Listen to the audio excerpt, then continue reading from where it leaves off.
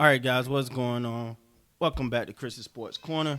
Real quick, man. Hope everybody's having a great Wednesday, man. I'm not gonna front with you guys. Haven't had the best day, but it's the bad time that make the good times feel so good, right?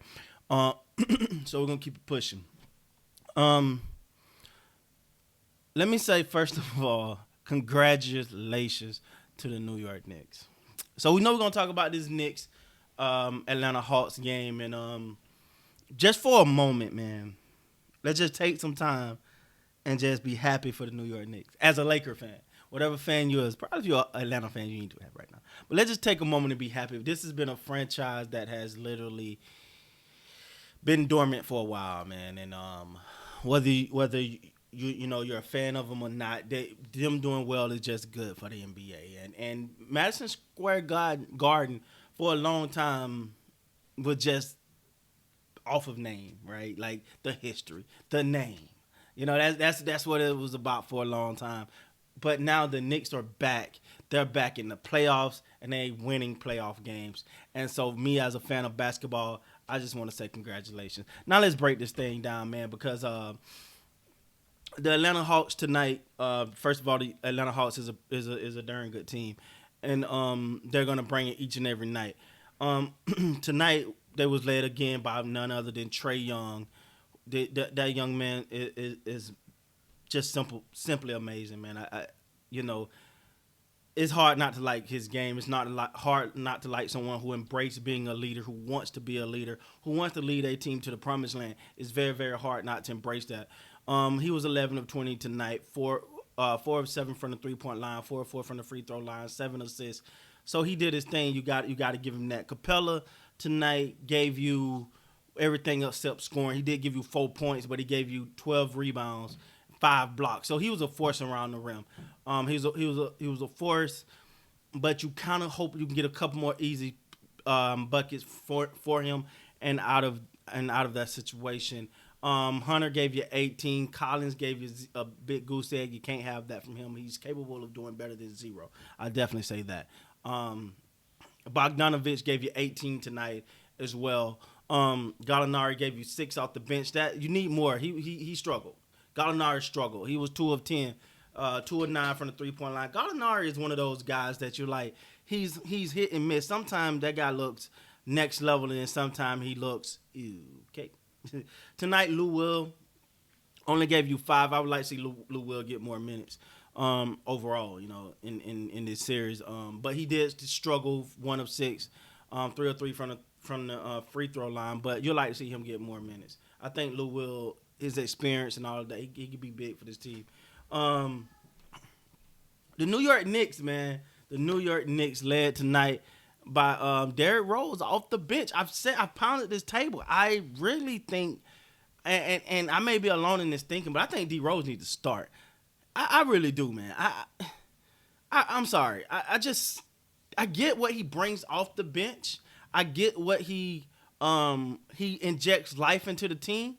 But why not start? He's benched for the name of bench. He's coming off the bench just for the name of coming off the bench because he played more minutes than anybody else tonight. He gave you 26, 9 of 21, 2 of 3 from the 3-point line, 6 of 6 from the free throw line, 4 assists, 4 rebounds, and he led you with 26 points. And he don't start? Like, he should be starting, man. I mean, don't get me wrong. I got nothing against Peyton, but Peyton gave you, 1 point? And that was on a free throw. Like, come on, man. Like, he planned him, start him, inject him into the starting lineup. I would, but that's just me, right? R.J. Barrett gave you 5 of 14, 2 of 2 from the 5 from the 3-point line, 1 of 1 from the free throw line. He gave you 13 points. R.J. Barrett is a guy that can get it going, but you need some consistency from him. He's one of those, and he's still a young player, so he got time. But he's one of those guys you want to say you want him to eventually get to. You can write him in for 20, right? Write him in for 20. Reggie Bullock, he gave you 15 tonight, 5 of 8 from the field, 4 of 7 from the 3-point line, 4 rebounds, 1 assist. He gave you 15. That's about right. He can really get hot from 3. But I think that's pretty good. That's normal for him. Julius Randle gave you 15 tonight. 5 of 16, 2 of 7 from the three, 3 of 4 from the free throw line, 12 rebounds, 4 assists. It's really good that they got to win without him having to go berserk, right?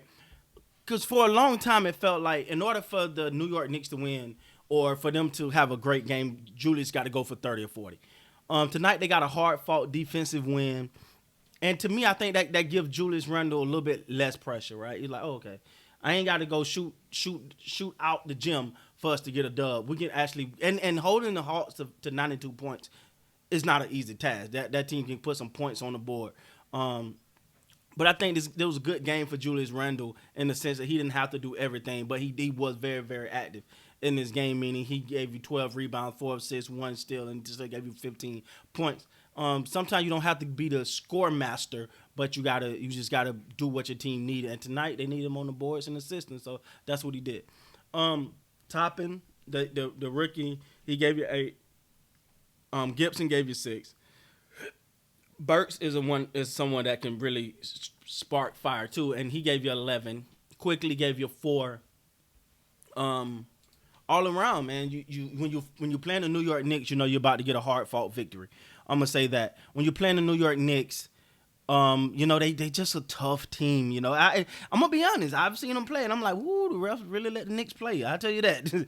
I don't know where it come from, how they get the green light like that, but they play tough. It's remind you a lot of old school basketball. When you watch them play, man, you know if you're a team walking into the arena, you literally go, oh God, are y'all ready? Because we about to be in a fight tonight.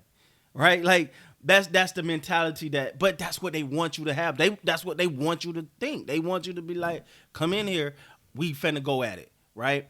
And whether you like it or not, it's their style of play. Like I said, they got the players to match that. They don't have the pretty finesse players, right? They don't have the smooth, suave kind of play. They got the Julius Randles, the Derrick Rose. You know, when you think of Derrick Rose, you think of someone who's been through the ringer, who still got a lot left in the tank, but who's been doubted and been rolling off. So he got a grudge on his shoulder. Julius Randle was supposed to be one of the pillars of the Los Angeles Lakers at one point. He got shipped out.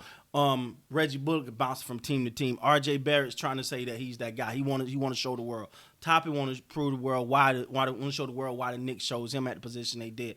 Taj Gibson is fighting to stay in. I ain't gonna say fighting to stay in the league, but trying to continue to make a mark on himself to show that he's not washed or he's not on his last leg. So you got a bunch of guys that's really got something to say and something to prove. So with that being said, guys, congratulations to the New York Knicks. With that being said, please like, comment, subscribe to the channel. Until next time, man, you guys be good.